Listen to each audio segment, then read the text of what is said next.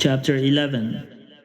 When King Jabin of Hazor heard of this, he sent to King Jobab of Madon, to the king of Shimron, to the king of Atshaph, and to the kings who were in the northern hill country, and in the Arabah, south of Chinneroth, and in the lowland, and in Naphoth Dor on the west, to the Canaanites in the east and the west, the Amorites, the Hittites, the Perizzites, and the Jebusites in the hill country, and the Hivites under Hermon in the land of Mizpah.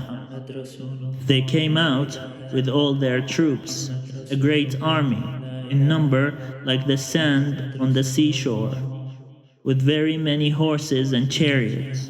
All these kings joined their forces and came and camped together at the waters of Merom to fight with Israel.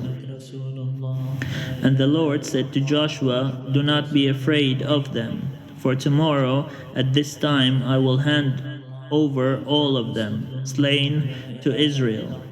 You shall hamstring their horses and burn their chariots with fire." So Joshua came suddenly upon them with all his fighting force by the waters of Merom, and fell upon them. And the Lord handed them over to Israel, who attacked them and chased them as far as Great Sidon, and Misrephoth Maim, and eastward as far as the valley of Mizpah. They struck them down, until they had left no one remaining. And Joshua did to them as the Lord commanded him. He hamstrung their horses and burned their chariots with fire. Joshua turned back at that time and took Hazor, and struck its king down with the sword. Before that time Hazor was the head of all those kingdoms, and they put to the sword all who were in it, utterly destroying them. There was no one left who breathed, and he burned Hazor with fire. And all the towns of those kings, and all these kings, Joshua took and struck them with the edge of the sword, utterly destroying them, as Moses, the servant of the Lord, had commanded. But Israel burned none of the towns that stood on mounts except Hazor, which Joshua did burn. All the spoil of these towns and the livestock the Israelites took for their booty, but all the people they struck down with the edge of the sword, until they had destroyed them, and they did not leave any who breathed. As the Lord had commanded his servant Moses, so Moses commanded Joshua, and so Joshua did. He left nothing undone of all that the Lord had commanded Moses. So Joshua took all that land, the hill country and all the Negeb, and all the land of Goshen, and the lowland and the Arabah, and the hill country of Israel and its lowland, from Mount Halak, which rises towards Seir, as far as Baal Gad in the valley of Lebanon, below Mount Hermon.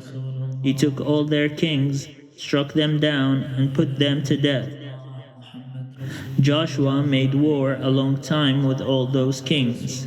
There was not a town that made peace with the Israelites except the Hivites, the inhabitants of Gibeon. All were taken in battle, for it was the Lord's doing to harden their hearts, so that they would come against Israel in battle, in order that they might be utterly destroyed, and might receive no mercy, but be exterminated, just as the Lord had commanded Moses. At that time Joshua came and wiped out the Anakim from the hill country, from Hebron, from Debir, from Anab, and from all the hill country of Judah, and from all the hill country of Israel.